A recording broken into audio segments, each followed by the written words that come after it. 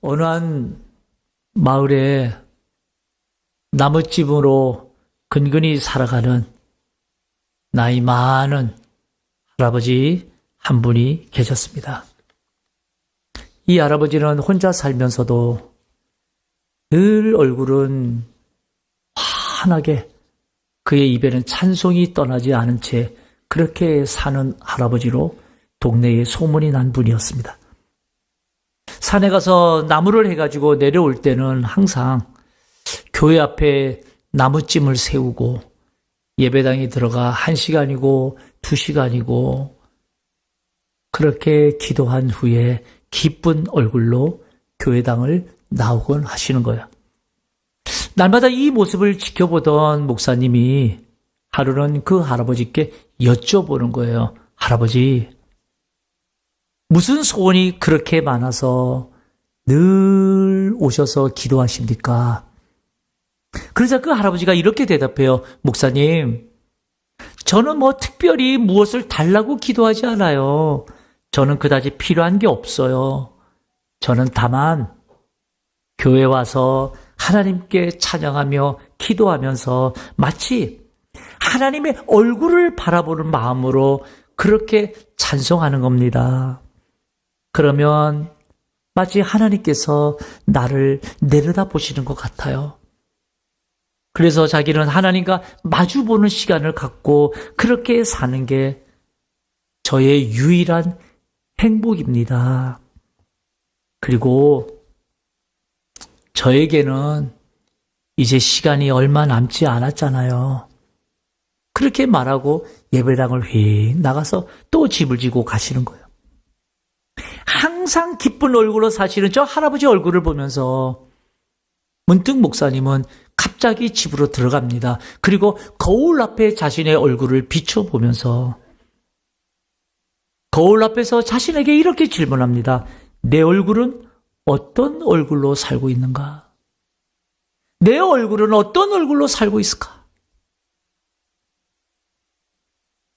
그렇게 질문한 목사님은 문득 거울에 비친 자신의 얼굴을 보는 순간에 근심과 걱정이 가득한 얼굴을 한 채 거울 앞에 서 있는 자신의 얼굴을 보게 된 거예요.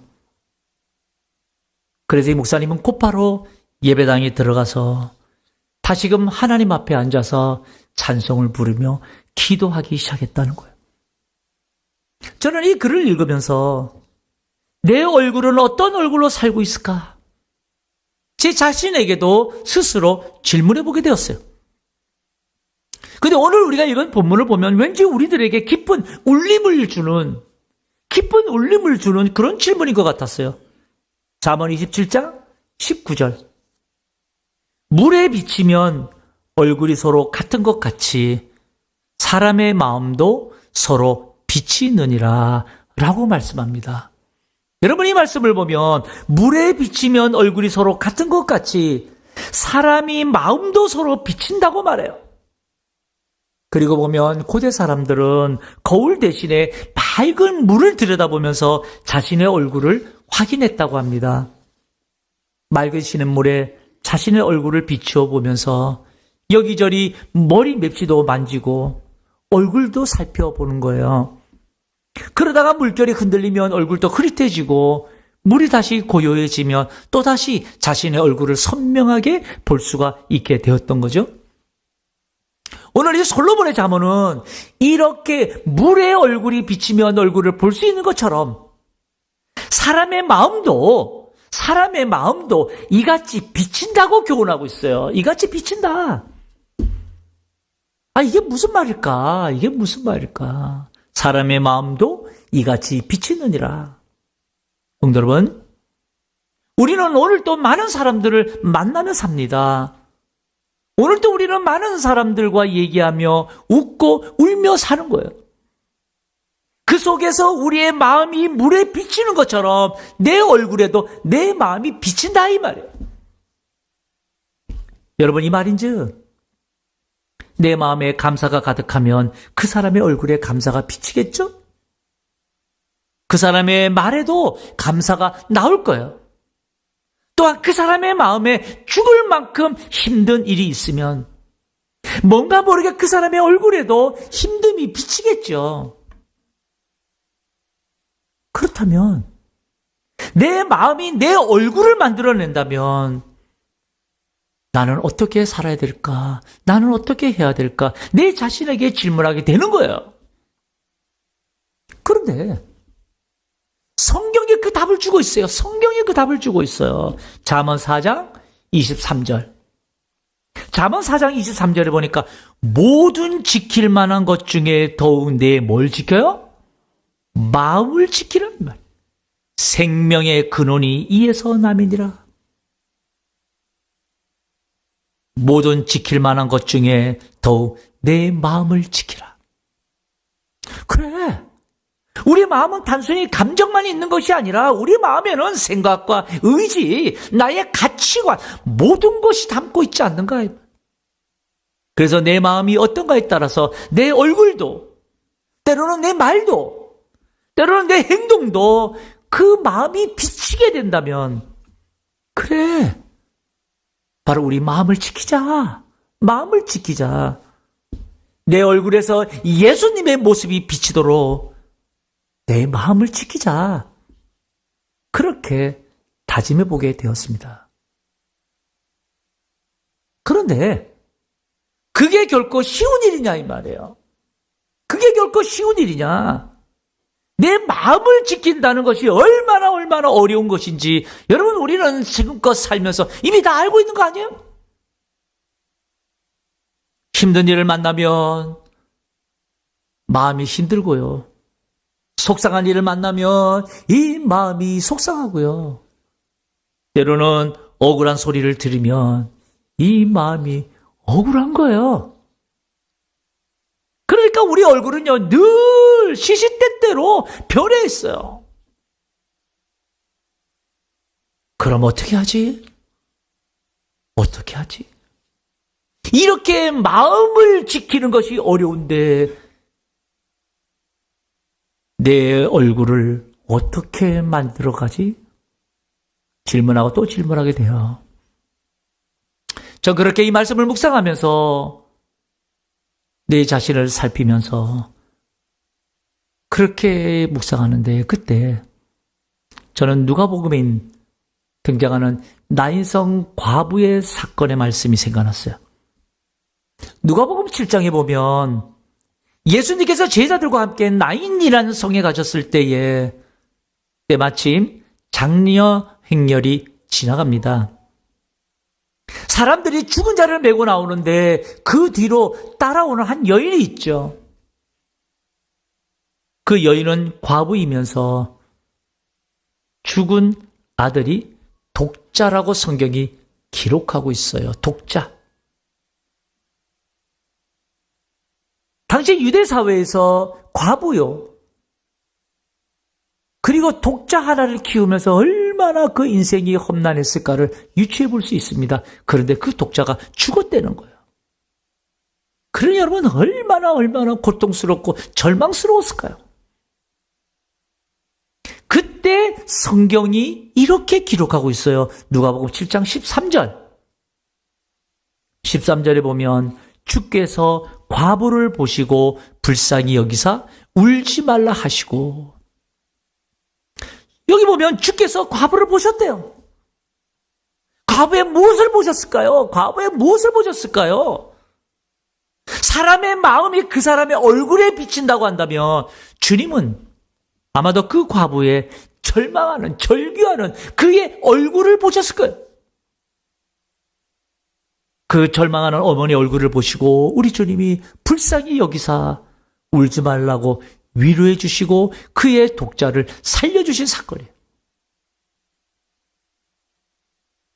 예수님이 잡히시던 날 밤 베드로와 모든 제자들은 다 도망을 쳤습니다. 그리고 베드로 역시 도망친 이후에 나는 예수를 모른다고 3번이나 부인했습니다. 군졸들의 억압 앞에 두려움에 떨던 베드로가 예수를 모른다고 부인할 때에 성경은 그때의 그 상황을 이렇게 기록하고 있어요. 누가복음 22장 61절. 22장 61절에 보니까 주께서 돌이켜 베드로를 보시니, 베드로가 주의 말씀 곧 오늘 닭 울기 전에 내가 3번 나를 부인하라 하심이 생각나서 62절 밖에 나가서 심히 통곡했다라고 기록하고 있어요. 우리 주님은 잡혀 죽을까봐 겁이 나서 예수를 부인하는 그 베드로를 보고 계셨대요.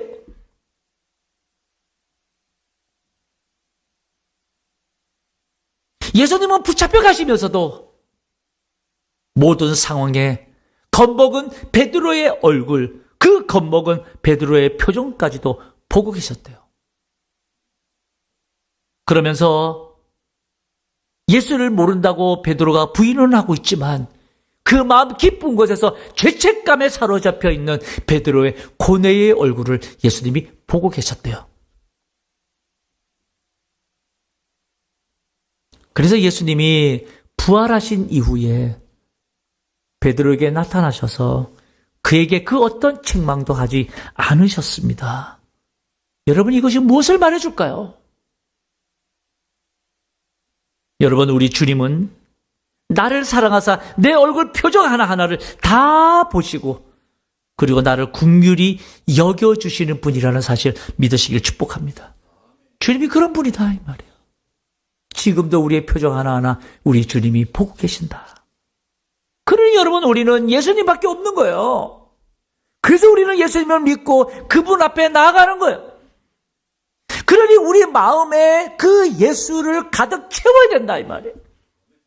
지킬 것이 우리의 마음이라면 우리 마음을 지키기 위해서는 주님 붙잡고 주님 말씀 의지하며 주님께 나아가는 길밖에 없다 이 말이에요.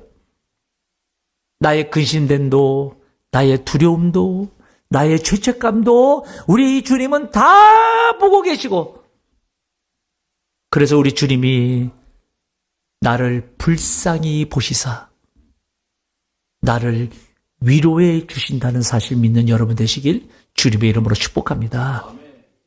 문제는 나를 보고 계시는 우리 예수님, 그래서 나는 위로받고 나는 은혜 받아서 좋을지 몰라도 주님이 아닌 내가 보고 있는 내 옆에 사람, 그 사람의 얼굴에 근심과 고통의 그림자는 어떻게 하냐 이 말이에요. 어떻게 하냐?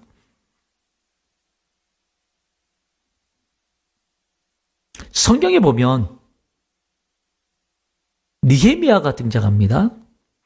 느헤미야는 남유다가 멸망한 후에 바벨론 포로로 살면서 페르시아 왕의 술 맡은 고위 관리가 된 인물인 느헤미야입니다. 그 느헤미야가 어느 날 고국 예루살렘의 소식을 전해 듣게 돼요. 분명 바벨론 포로 생활 70년 만에 일부 동족들이 1차, 2차로 귀환하죠. 귀환해서 돌아간 고국에서 이 동족들이 잘 사는 줄 알았는데 그게 아니었던 거예요. 돌아갔던 고국의 예루살렘에 방해꾼들에 의해서 그냥 다 약탈당하고, 여전히 예루살렘은 성은 허물은 채 그냥 있고 성문은 다 불타버린 채 있다는 거예요. 그 소리를 들은 느헤미야의 마음은 너무나 화가 났고 너무나 슬펐어요. 그래서 그때부터 하나님 앞에 울면서 고국을 위해서 기도하기 시작합니다. 느헤미야가. 그런데 여러분 보세요. 느헤미야 2장 1절. 느헤미야 2장 1절에 보면 이런 말씀이 있어요. 아닥사스다 왕 제20년 니산월에 왕 앞에 포도주가 있기로 내가 그 포도주를 왕에게 드렸는데 이전에는 내가 왕위에 수심이 없었더니 라고 말해요. 여기 보면 느헤미야가 왕의 술 맡은 관원이니까 왕 앞에 술을 이제 올리는 거예요. 포도주를 올리는 거예요. 그런데 보세요. 뭐라고 말하는가 하면 1절 하반절에 보니까 내가 그 포도주를 왕에게 드렸는데 이전에는 내가 왕 앞에서 수심이 없었더니 라고 기록하고 있습니다. 이전에는 느헤미야가 왕 앞에 섰을 때에 느헤미야가 수심이 없었대요. 수심이 없었다라는 것은 그의 얼굴에 근심 걱정이 없었대요. 이 말은 곧 그 느헤미야의 마음이 근심 걱정이 없었다는 거예요. 그의 마음이 그의 얼굴에 비쳤던 거죠. 그런데 2절을 보셔요. 2절을 보면 이렇게 말씀합니다. 왕이 내게 이르시되, 아닥사스다 왕이 느헤미야에게 술을 가지고 왔던 포도주를 올리는 느헤미야에게 말하는 거예요. 왕이 내게 이르시되 내가 병이 없거늘 어찌하여 얼굴에 수심이 있느냐, 이는 필연 내 마음에 근심이 있음이로다 하더라 라고 기록하고 있어요. 여러분, 고국의 소식을 들은 지 4개월 동안 이 느헤미야가 얼마나 고통하면서 마음을 아파하며 기도했는지, 느헤미야의 마음이, 그 고통의 마음이 그의 얼굴에 다 나타났다는 것을 누가 봤어요? 왕이 봤어요. 아닥사스다 왕이 봤어요. 내가 병이 없거늘 어찌하여 얼굴에 수심이 있느냐?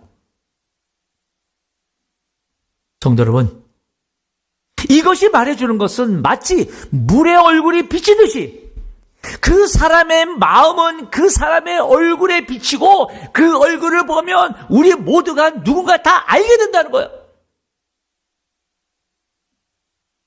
우리 옆 사람 한번 보세요.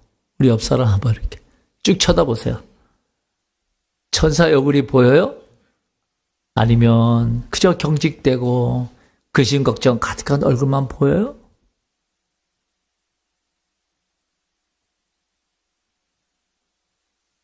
저는 여러분, 이 느헤미야의 수심에 가득 찬 얼굴을 보았던 아닥사스다 왕. 여러분, 놀라운 것은요, 그 아닥사스다 왕을 통해서 느헤미야의 수심에 가득 찬 얼굴을 발견했던 이 아닥사스다 왕. 이때 어떤 사건이 생기는가 하면, 하나님은 이스라엘 백성들을 제3차 귀환을 이루어지게 하세요. 그 아닥사스다 왕으로부터. 그래서 느헤미야가 고국에 돌아와서 예루살렘 성의 성벽까지도 다 재건해서 하나님의 왕국을 다시 세웁니다. 저는 이 구절을 보면서요, 하나님의 역사는 저 느헤미야의 얼굴에 수심이 가득한 것을 볼 수 있었던 저 사람 한 사람, 아닥사스다 왕, 저 한 사람을 통해서 하나님이 역사하시는구나. 그저 나만 위로받고 나만 복받음을 추구하는 자들을 통해서 하나님이 역사하시는 것이 아니라, 누군가의 얼굴에 비추어진 근심과 걱정의 얼굴을 보고 그를 위로하고 그를 배려하고 그를 격려하는 자를 하나님이 사용하시고, 그를 통해서 하나님이 크신 역사를 이루어 가신다 라는 거예요. 지금 그게 느헤미야서가 보여주는 거예요. 그리고 보면 여러분, 우리 신앙 공동체가 무엇이냐 이 말이에요. 여러분, 신앙 공동체가 무엇입니까? 그저 서로 헐뜯고 서로 모함하고 서로 지적하고 시기하고 질투하면서 공동체를 헤아려는 자들로부터 공동체가 세워지는 게 아니에요. 신앙 공동체가 무엇인가? 히브리서 10장 24절이 그걸 말해주고 있어요. 히브리서 10장 24절에 보니까 서로 돌아보아 사랑과 선행을 격려하며, 여러분, 이 히브리서 10장 24절 이 말씀은 초대교회 성도들에게 주어진 권면의 말씀입니다. 권면의 말씀이에요. 그리스도인으로서 신앙 공동체 안에서 서로를 어떻게 대해야 하는지를 명확하게 보여주고 있는 말씀이에요. 그 당시에 초대교회는 여러분, 박해와 고난 속에서도 믿음을 지키려는 그 초대교회 성도들에게 그 신앙 공동체가 얼마나 중요한 건지 그 중요성을 말씀하고 있었던 거예요. 뭐라고 말해요? 서로 돌아보아. 서로 돌아보라는 이 표현은 신앙 공동체의 여러분 핵심적인 책임을 말하고 있는 거예요. 핵심적인 책임. 여기서 돌아보다라고 하는 헬라어 카카노에오라는 단어는 단순히 그냥 바라보는 것을 넘어서 주의 깊게 살펴보고 배려하는 것을 의미합니다. 주의 깊게 살펴보고 배려하는 거예요. 서로를. 서로의 필요와 연약함을 세심히 살펴보라는 거예요. 세심히 살펴보라.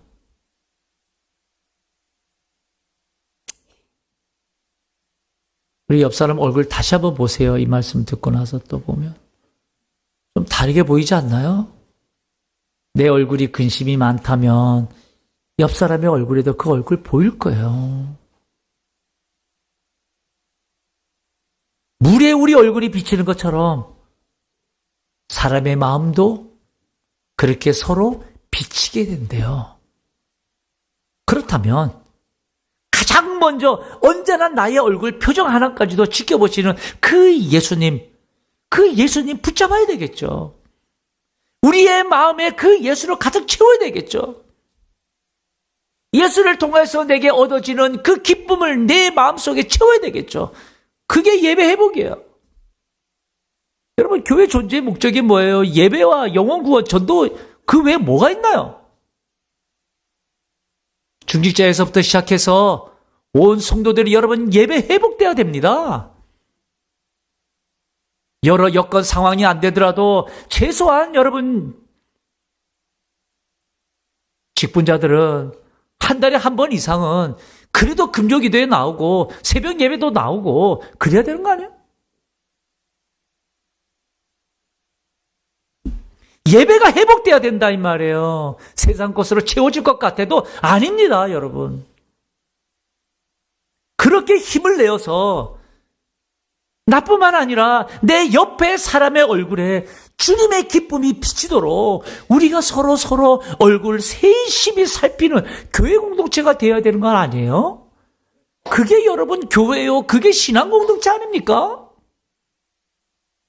여러분 상처의 특징이 뭔지 아세요? 상처의 특징은 여러분 아무리 상처 건들고 자꾸 휘벼 파봐야 상처는 덧나게 돼 있어요.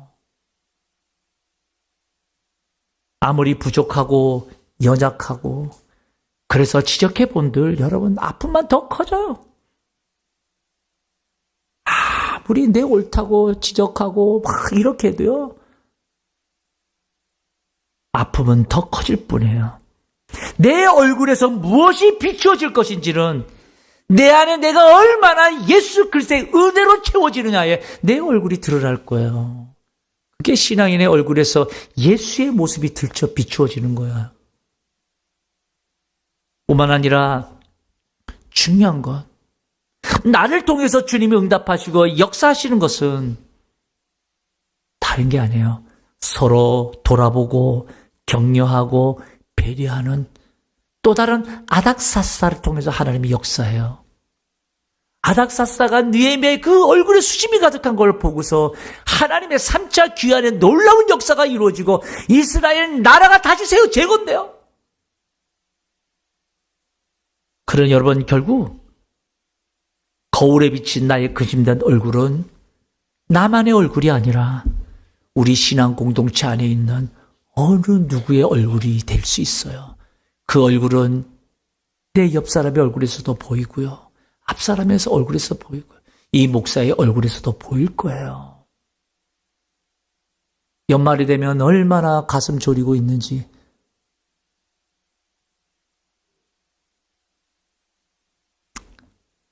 그렇게 서로의 얼굴을 볼 수 있는 이들을 통해서 우리가 서로 돌아보고 서로 더듬어 주어서 우리 한 사람 한 사람이 다 아닥사스다와 같은 사람이 되어서 나를 통해 주의 역사가 일어나고 우리 신앙 공동체 서로의 얼굴에 비친 근심, 걱정, 격려하면서 위로하면서 서로 더듬어 주면서 그렇게 아름다운 신앙 공동체 세워가는 우리 온 성도들 되시길 주님의 이름으로 축복합니다.